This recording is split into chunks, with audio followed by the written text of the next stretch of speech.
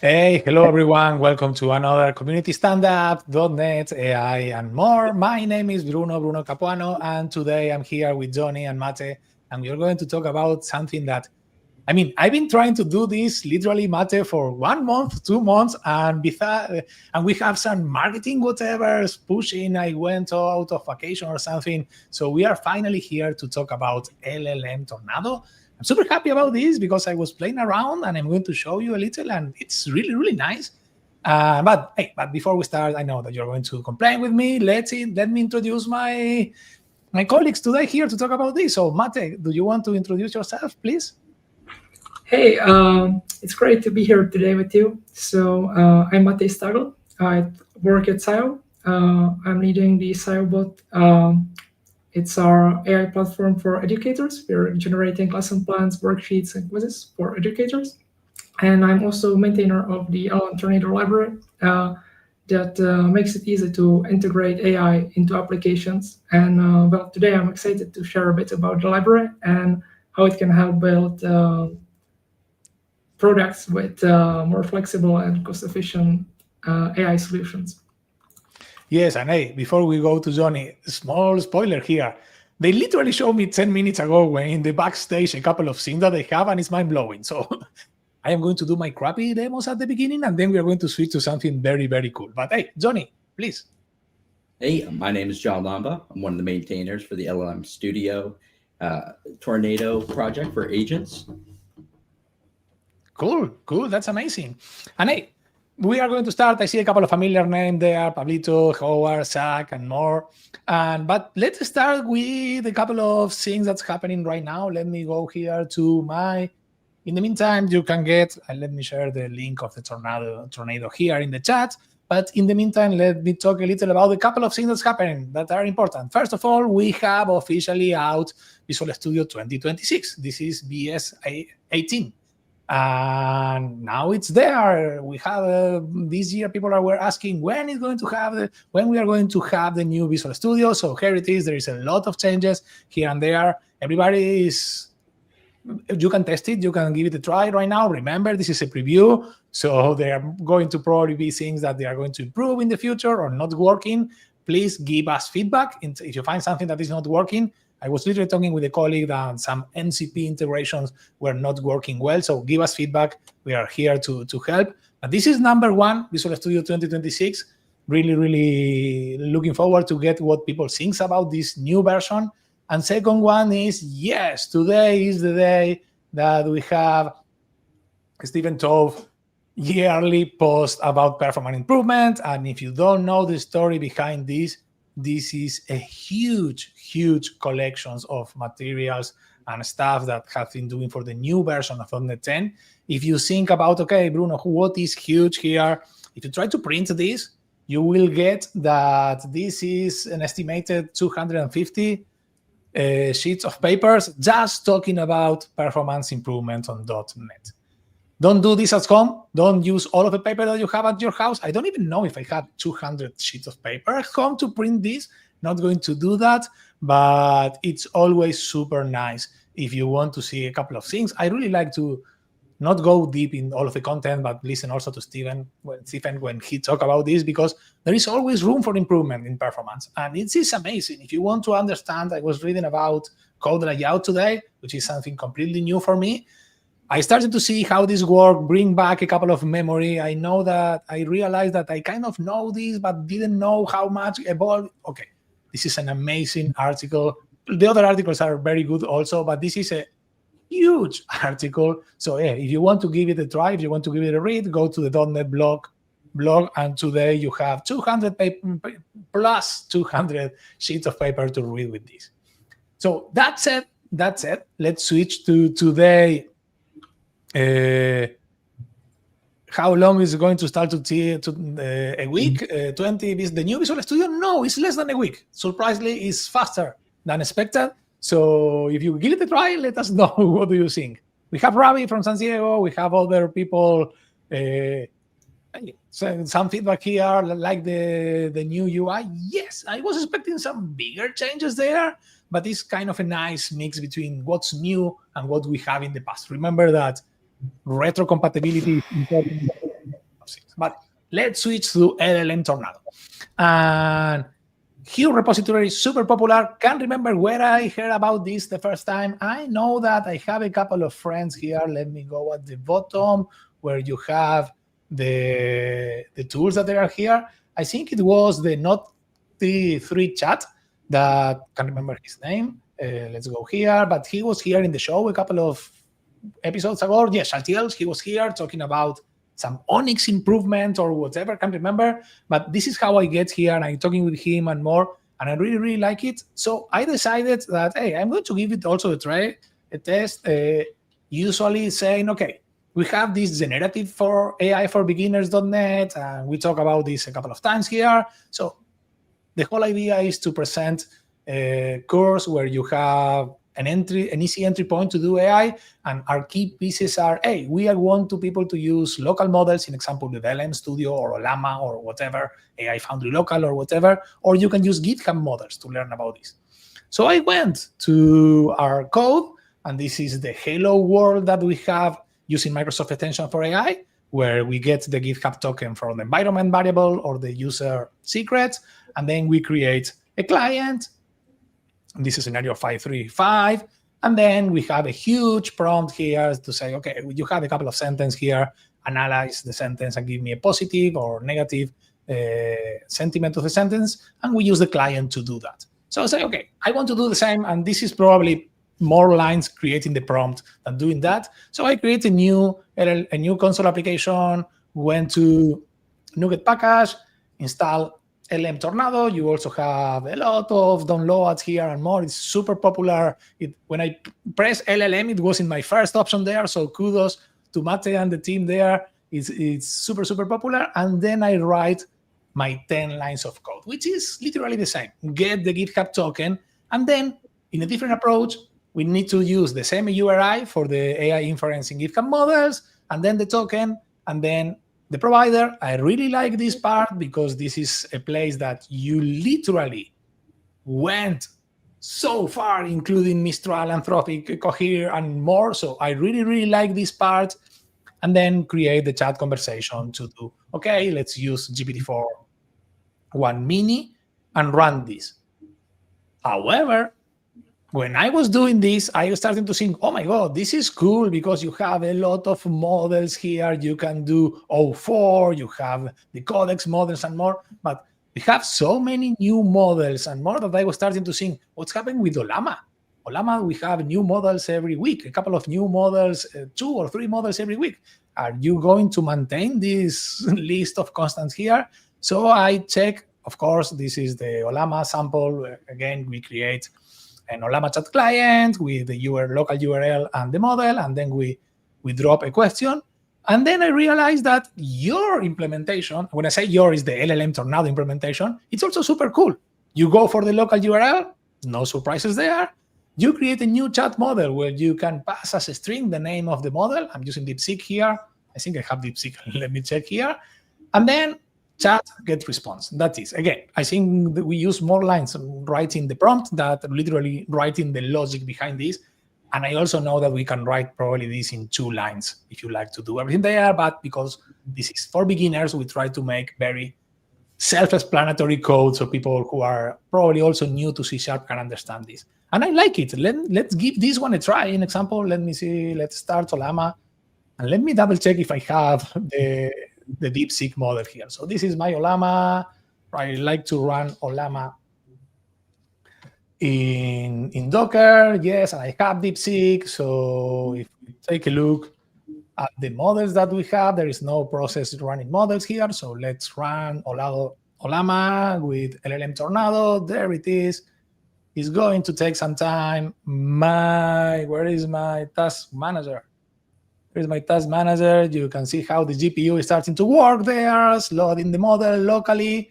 And we have the response. There it is. I can't remember the question. The question is, why the sky is blue? Yes, super silly question. But if I go back here and start to take a look here again to the process, we can see here that it literally triggered the DeepSeek R1 model in a very, very simple way. I'm not going to change the model. We've seen this tons of times, and you can check the generative AI course.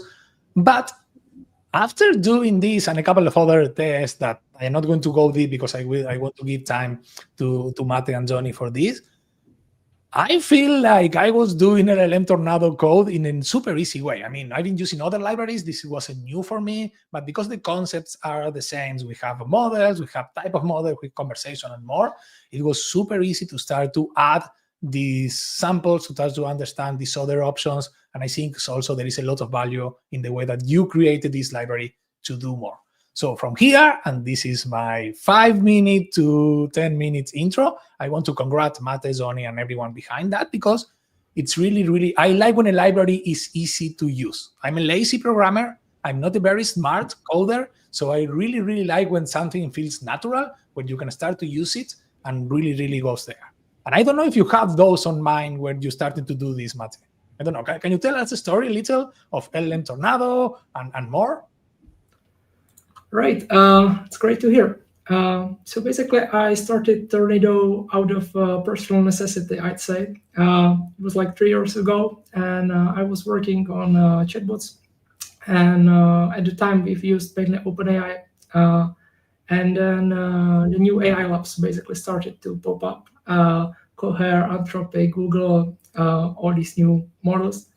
And all these new models were stronger and also more cost efficient because the prices kind of dropped dramatically with these new models, especially Google being competitive.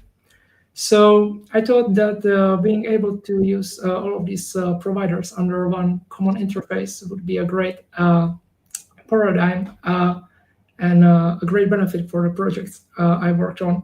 And I kind of leaned into this and kept reusing this way of like implementing the models. And over time, this kind of become a foundation that today at SIO our products are built upon. And also the agents library, John will talk about later, that allows managing agents and multi-agent systems, orchestrations, and all these interesting things, right? Yes, and when we were talking behind the scenes before start, you also mentioned support for MCP and more. We talk about agents. I know Johnny have some agent stuff to show. So hey, I like this that you are literally keeping in the top of the race of doing. Oh, we have something new. It's here. We have something new. It's already here, and more. And I like it. And again, as you mentioned at the beginning, as an option to use other models in other platforms, because yeah, sometimes pricing, sometimes quality. There are a lot of stuff that we need to put on the table when we are evaluating models, which platform we want to use, which model we want to use, and more. It's nice to have this option that like LLM Tornado to do that. Besides that, I am going to invite everyone here. But by the way, Sax, I really appreciate that you notice my haircut.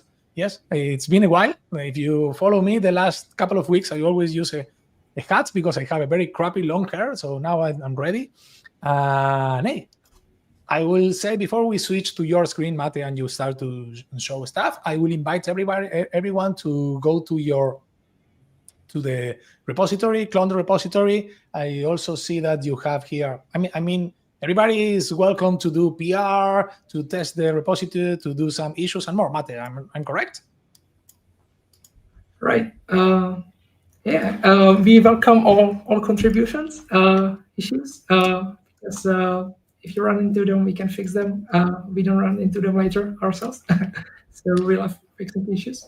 Yes, and if someone asks a question on how live is this, just take a look here that they were kind of nice enough to publish a new version literally early this morning for me, early for you in your time zone and more, but hey, they're keeping this up and running all the time, which I really like. So Mate, if you want to share your screen, we can start to show the other demos. And I have one comment here that I also want to mention while we do that. That Seiji says that, yes, clean and understated, feel familiar.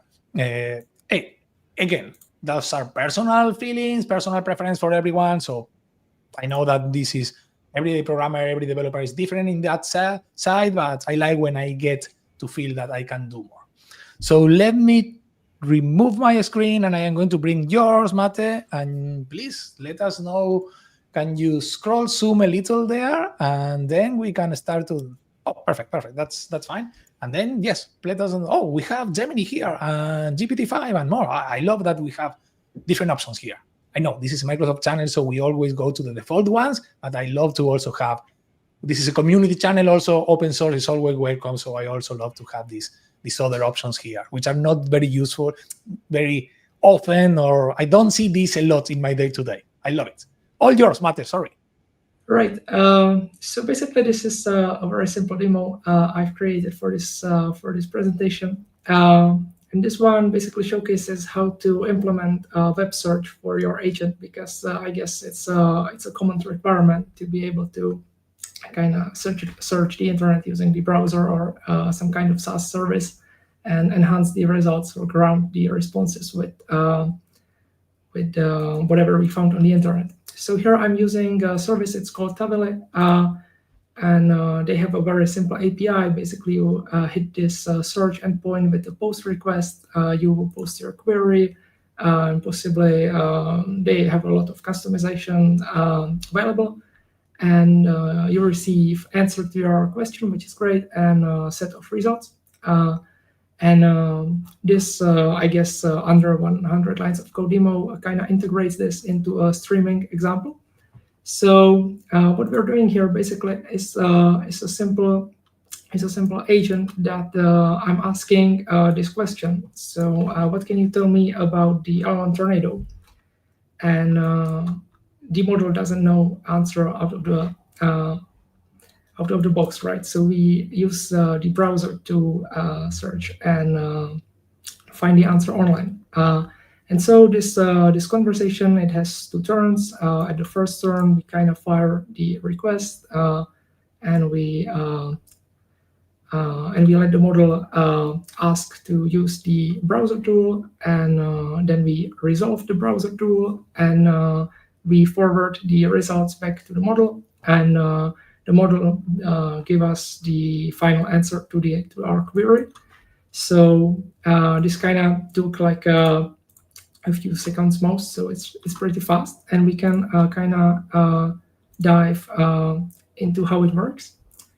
So basically here, when we start, I have this method, it's called connect. Basically it just constructs a Tornado API object, which is like the central hub from which all endpoints can be accessed. And then we use this conversation abstraction, which is like a cornerstone of building agents, the kind of, let's say, the low level of building agents. And the conversation can be used to either manage conversations, basically multi-turn conversations, or just a single turn, basically two requests as well, in cases where we define just fixed pipelines or just don't want to forward results of tools back to the model. So anyway, here we are defining the model that we'll be using, and Tornado accepts the model either as a strongly typed model, so you can type like fit model dot whatever your provider is, let's say XAI, and they have like Grok, and then you can select, or just type the name of the model and we automatically resolve this to the correct provider. And here I'm setting up the conversation, so just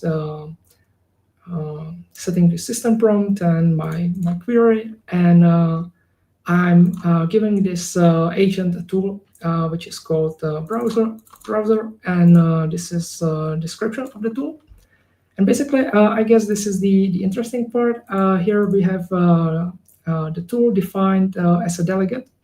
So if you've ever, and I guess, defined tools, you know, the protocol is using JSON schema, which is kind of pretty hard language to maintain these tools in, because it is very loosely implemented across the providers. The JSON schema specification is very complex, and providers implement only a subset of the specification. So certain providers might support enums, for example, or any of discriminators or discriminated unions, and some might not. So instead of us defining a big string that contains the schema, we just defined a delegate C# function, and we define our arguments that we want to we want model to infer values for these parameters. And optionally, we can describe the parameters, and these parameters can be as simple as your string, or it could be like a list of queries. So the model can ask to search for multiple queries at once, or it can be as complex as classes, or even polymorphic objects like interfaces, tuples, or basically we support almost any type out there. And optionally, we can accept this special argument that's called tool arguments, and this one is not inferred by the model and just allows us to access the underlying dictionary of arguments if we need to. And so basically defining a tool is as simple as writing, I don't know, like 3 lines of code, and then inside the function we can do whatever we want. So here we are basically forwarding the request to the tablet. So our query is just simply LLM Tornado, and then basically the service returns to us the answer. So here we have like an answer to our question, and we found some results.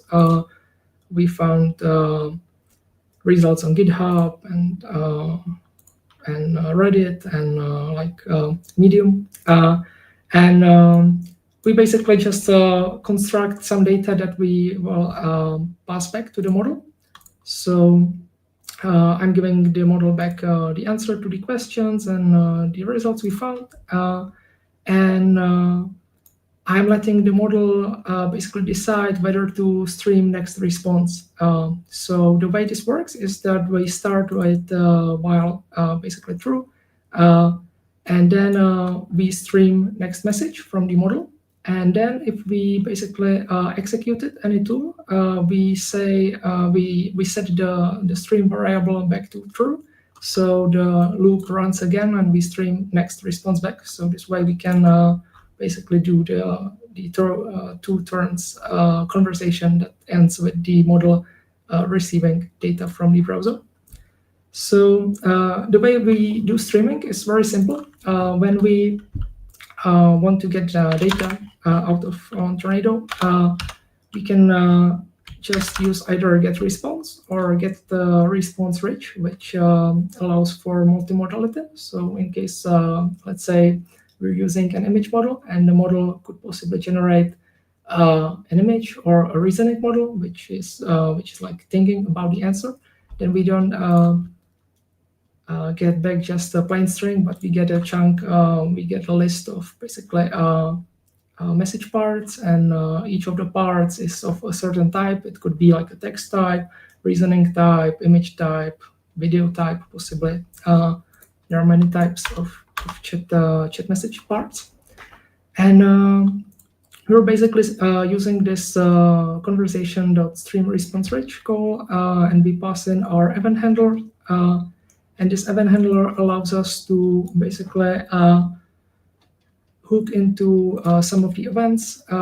So one of the events is basically when we get the next token, we simply this function is invoked with the inferred token, and we print it to console, and then we use the other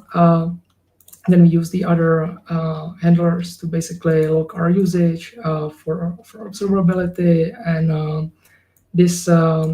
and we also use this special flag to basically say that we want to forward the result of our tool calling back to the model after the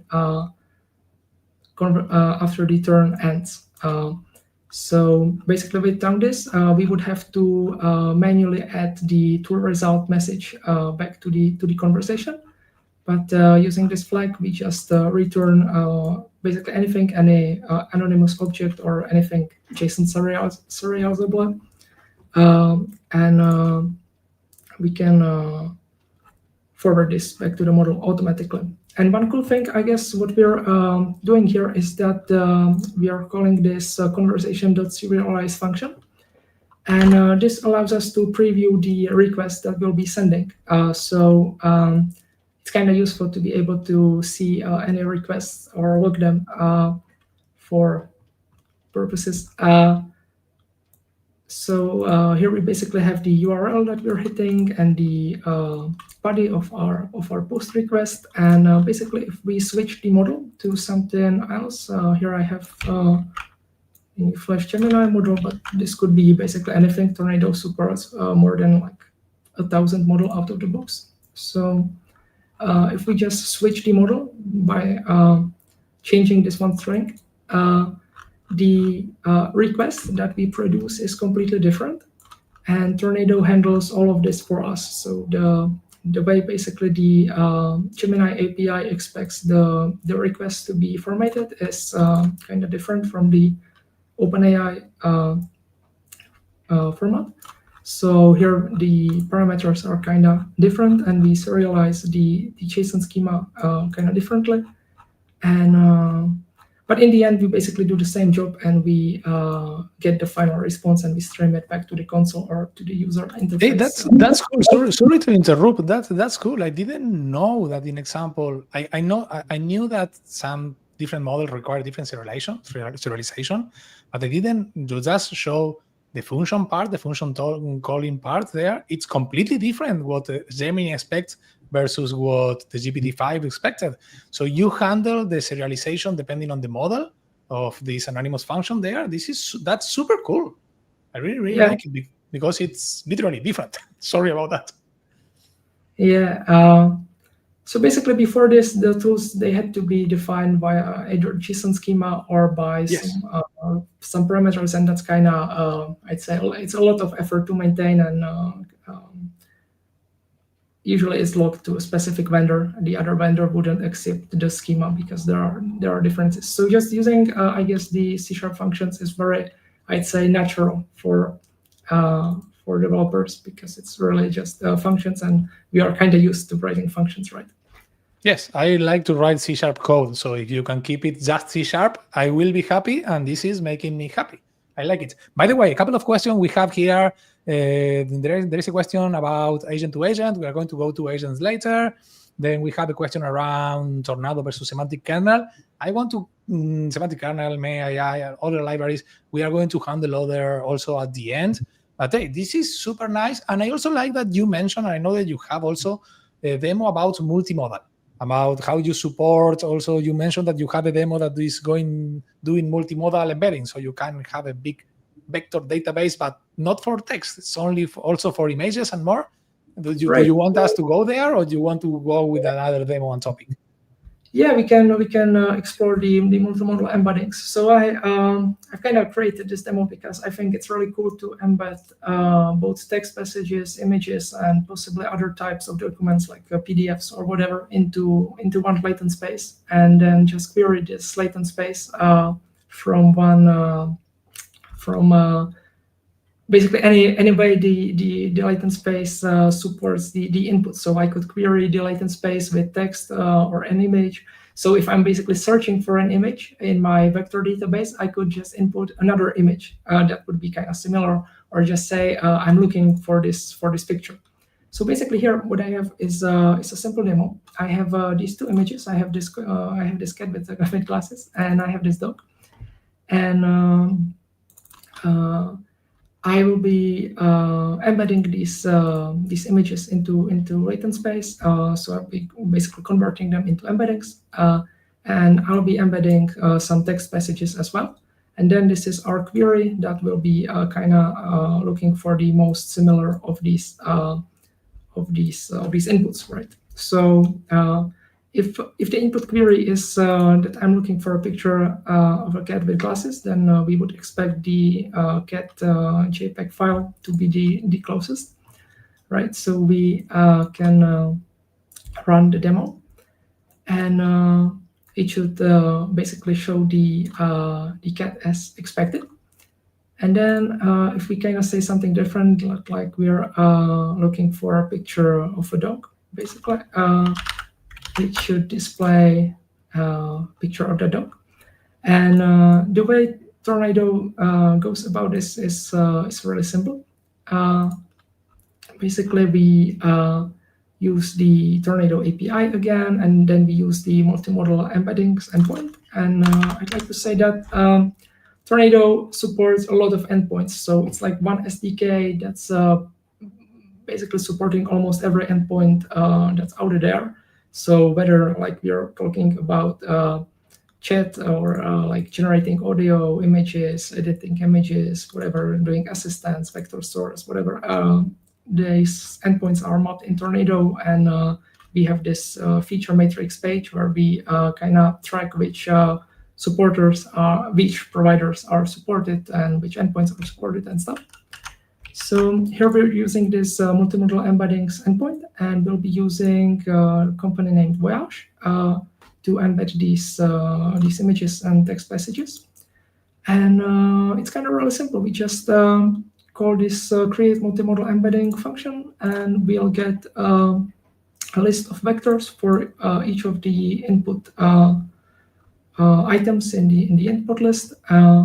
So our results basically look like embeddings, and here we have like a vector for each of the embeddings, and then we are doing a very simple dot product between the vectors. We could use like system.numerics. I'm just doing this by hand for this demo. It doesn't matter.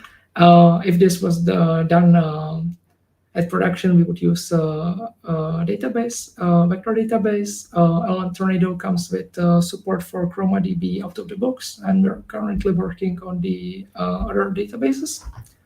So we're basically just doing dot products between the vectors, and we are displaying the closest match. And within like a few lines of code, we have this system where we can store our images, our text messages, possibly our files, and then just search for them, which is like very useful for these RAG applications and basically internal knowledge bases and any of these systems.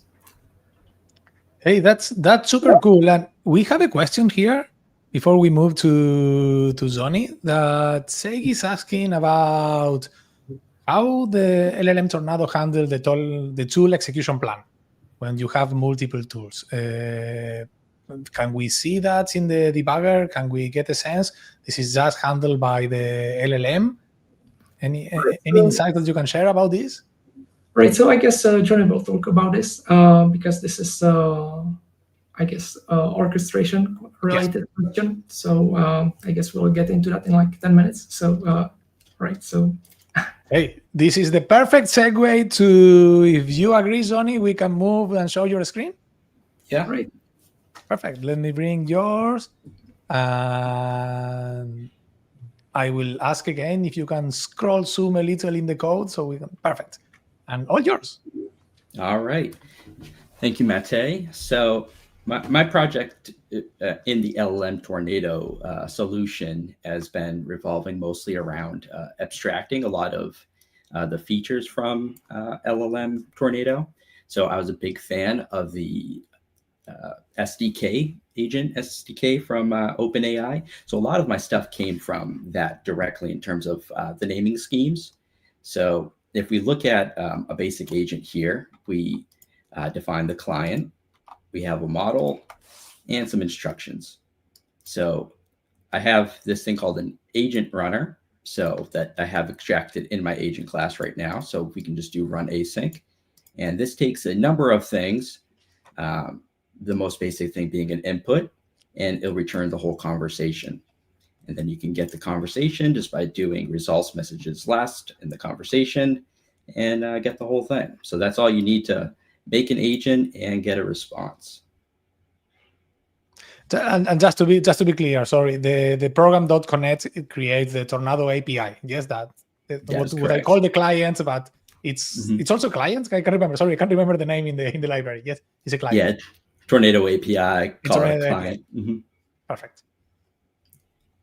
So streaming in with the agents is roughly the same thing, except the streaming is basically looped in this large event system, which actually gives us a whole bunch of information, not only from the agent itself, but from the runtime, as well as someone asked about the tools. And if we could see that in debugger, that's one of the options here, is to see the tooling directly from the run events.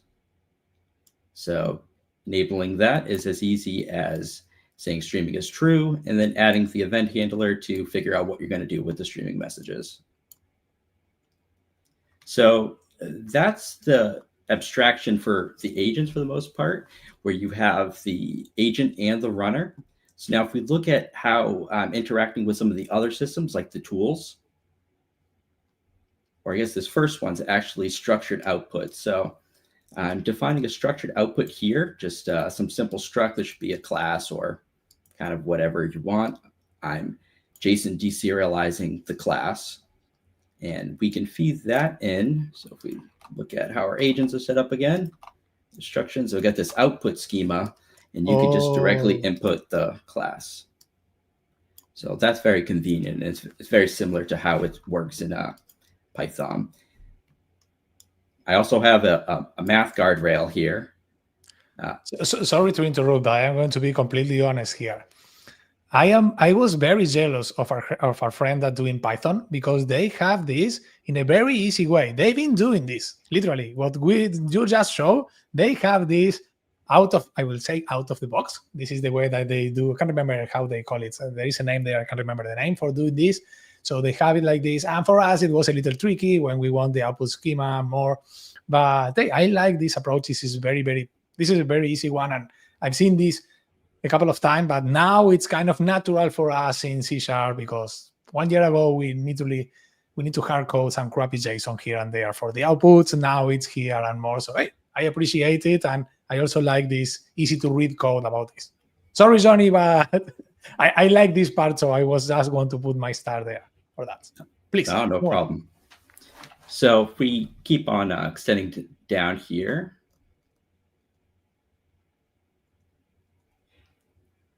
I want to get to my tools. Okay, so me defining a tool. So for defining a tools, I make it just as simple as setting up the output, where you can just input the name of the tool, delegate, and your tool gets automatically set up. That's very convenient. Let me see if... Can we see the tool? Yes, let me scroll to the tool. You up it right here. So perfect, there it is.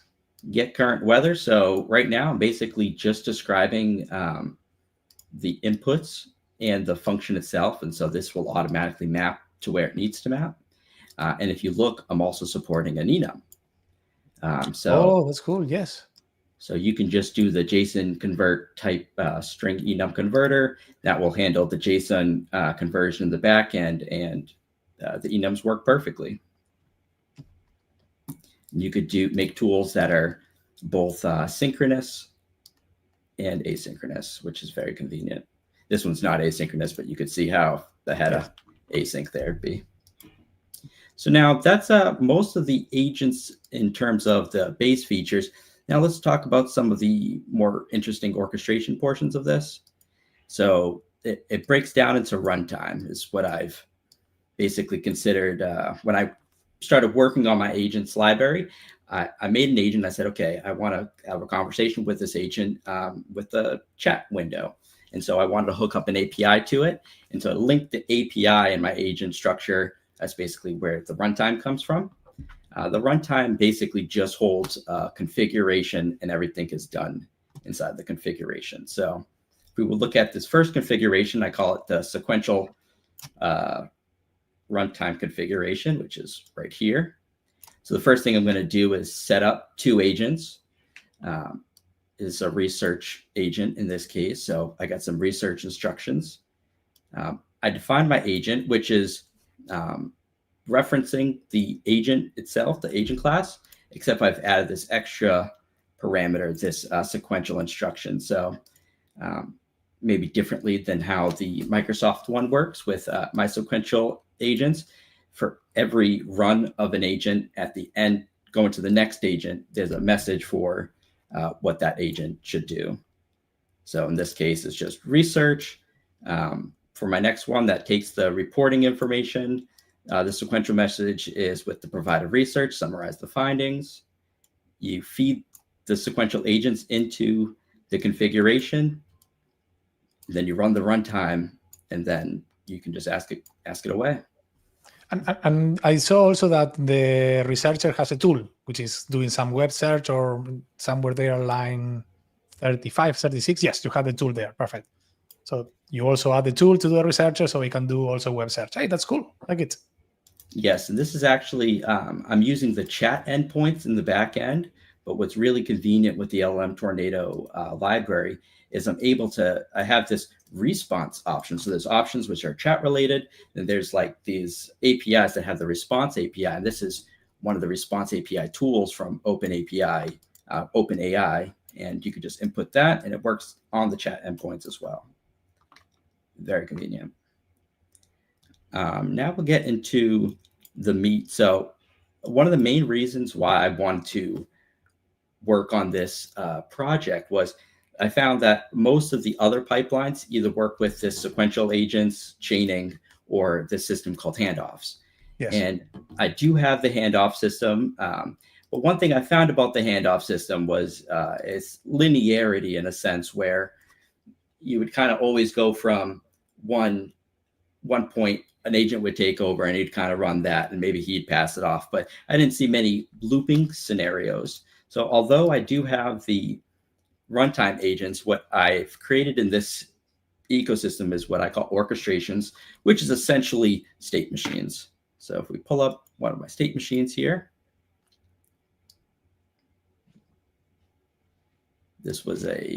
we'll pull up a simple one. This is the research agents done with my state machine. So I have some states defined here, what I call runnables. And the runnables have an input, in this case, a chat message, and an output, in that case, a web search plan. So you define your agent in the runnable in some sense. And then in a backend process, eventually invoke is ran. So I have this register agent. This is used to keep track of my token usage per input. I have my conversation, which is basically just going to take the chat message, process it.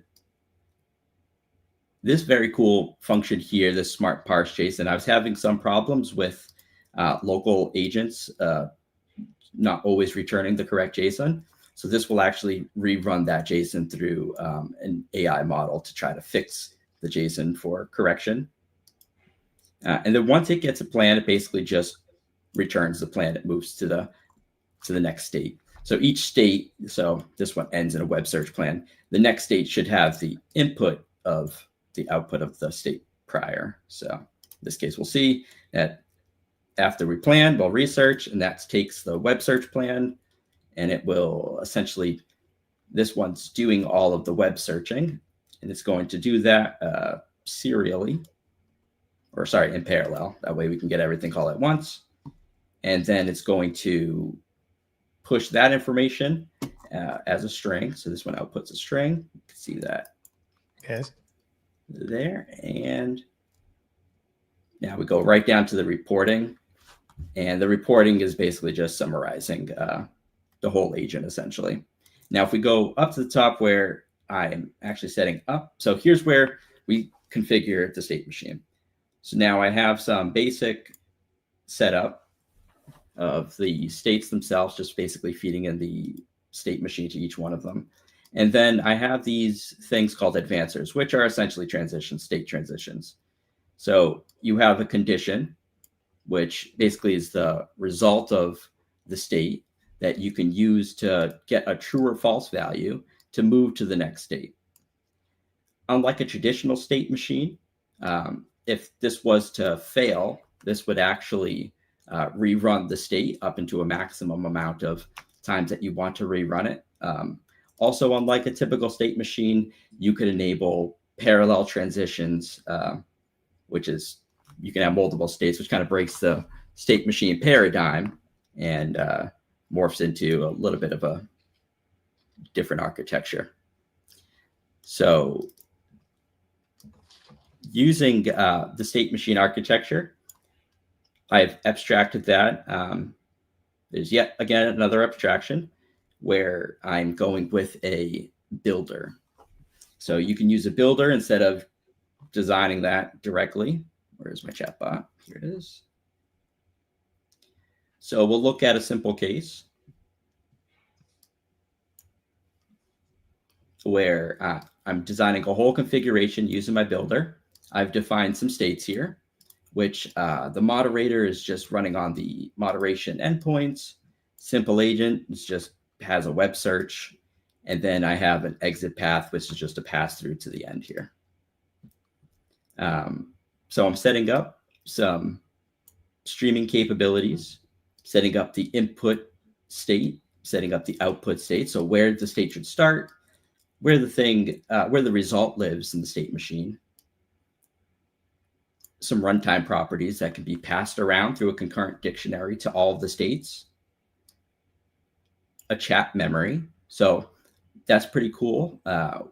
Basically what I'm doing here is at the end of each conversation stream, I'm saving or appending the last message to a JSON-L file so you can load and unload that. And then I'm adding my advancers, which my transition from the input state to the simple state of the simple agent, then a transition from my simple agent to the exit, and then I define my exit path. And another cool thing is I can generate dot graphs to see my output of the simple agents here. Now, if we two questions there, quick questions. First of all, is this part of another repository? I couldn't find this in the main LLM Tornado. So it's coming. Or maybe this was released today. Oh, okay, that's on me. We've been working on it for a couple months now, and finally got the push and release for people to start trying it out. Hey, as I say, you are moving fast, too fast. That's why I couldn't find it. I was looking in my fork. Okay, it's not there yet. Cool. Hey, nice to have. And the second one is, do you have any chance to run this? I want to see the output visualization there for one of the demos. But if you don't, no problem. I know that we are giving an overview and people probably wants to see more about this, so they are going to dig into the code and more. But hey, I really like it. And it's nice to see that there is a lot of similarities and pattern. Everybody's doing agents. Everybody's doing more. I'm guessing, how close or are you following any A2A, agent-to-agent specification? The one that started with Google now is in Linux Foundation, or not there yet? We're not there yet. I was just reviewing the agent-to-agent protocol. And so that's something we'll probably get to implementing in the near future. Yes, because that's kind of, someone was asking the questions here. I can't remember who. Let me see my question. So yes, he was asking if A2A was supported. So this is literally what you have there. I don't see any big, I don't know the details, but I don't expect any big changes to follow the stuff there in A2A. And at the same time, I think I don't know, I love it. Once again, it feels very familiar. It feels very easy to read and understand. And a side question, maybe for both of you, and we have this from time to time. I noticed that, to give you some context, I noticed that our audience are very, very fan of local models. And we use local models a lot. I used to be a super fan of Llama 3.1, then I moved to 5. Now I'm testing and using the GPT OSS and more. I use and test the Quen models. That said, I only do and use them for testing. I never did anything big with them. But do you have any experience for local models that they are good with structured data output? Literally what you both showed before. Any advice? Like an example, go for fee, don't go for fee. Oh, Gemma, get away from Gemma. Or yes, go for Gemma. I don't know. Can you share something if you ever try this, or if you have something? Again, it's an open question, so no problems there. Right. I'll let Matt answer that probably. Yeah, sorry. Well, personally, I'm a huge fan of the Quen models. I think they're moving really fast and releasing at a really high cadence. And the new models from Kimi, I believe, Moonshot AI, they're also very good.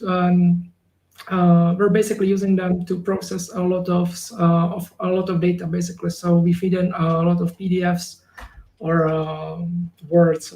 We convert these things into some kind of structured data, and then we extract knowledge from them, and we use this model to do it. Hey, that's cool. And again, I had in my personal experience, I tested from here to there, switched my demos from A to B with Quen and the others. They work great, but I don't have kind of a strong opinion on, oh, yes, this is the one that we use and really work well. So thanks for sharing that. And we also have Zach here, that model can do a web search, not being stuff. I mean, the models don't do web. The model may call a tool, external tool, and that's the moment where you can do that. But I don't know. In example, I know that this is literally what you show at the beginning, Zach. But any? All right. Well, Yes. personally, I think the built-in tools are mostly overpriced, in my opinion, and they are kind of locking you to the vendor because you have to adapt to the, let's say, format or features of the vendor. So using an external service, for example, Tavele, I've showed, I think it was literally, I don't know, 10 lines of code possibly, and we implemented web search at a fraction of the cost this would basically take to do this natively via OpenAI or like first-party cloud providers. Yes, and I will also advise that, hey, you can, if you want to go in the fast way, use any provider, embedded search, whatever. But if you want to try your own, it's not only Google, Bing, and others. There are plenty of search providers there that you can test, and they work very well, embedded as a tool and more, and like it. And by the way, it seems that we ruined Ryan afternoon, Ryan evening. He's going to start trying Kimi or Quen.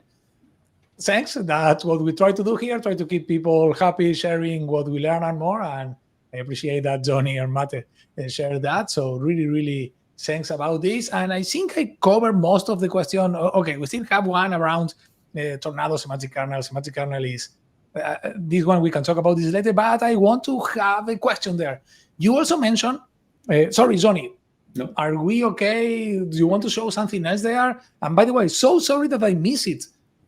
I was searching my stuff here and I said, where is this that you are showing? Where is my code? Okay, it's from today. That's why. But hey, anything else that you want to talk about, both of you, about the future of agents? I know that you also support MCP using the standard, the official MCP C# library. And I saw that the demos are already there for MCP, which I really like. We have 5 more minutes. I don't know if both of you want to talk a little about what's next, what do you want to do, or even if you want to ask help or questions, I don't know. This is your space for the next couple of minutes. Mate? Right, so we support MCP. We ship an example server and an example client. It's really a few lines of code, literally. And right now, work is underway on supporting the Microsoft extensions AI, I believe is called a package. So people can just plug us in if they're using semantic kernel as their iChat provider, if I'm not mistaken, the interface. And we would basically handle connecting to any cloud provider for them, and they can keep using semantic kernel if they hey, that's cool. You are going to make my friend Luis and a couple of other people in the dotnet team very, very happy about that. So super happy. Yeah, so we don't like to think about ourselves as let's say kind of along the island in a sea of AI tools. We really work on integrating ourselves into the broader .NET ecosystem and actually not forcing people to switch over to us, but to offer ways we can simplify and basically get people to ship products faster. Because I think if you plug us into semantic kernel as your iChat provider, you get out-of-the-box connections to basically any provider out there.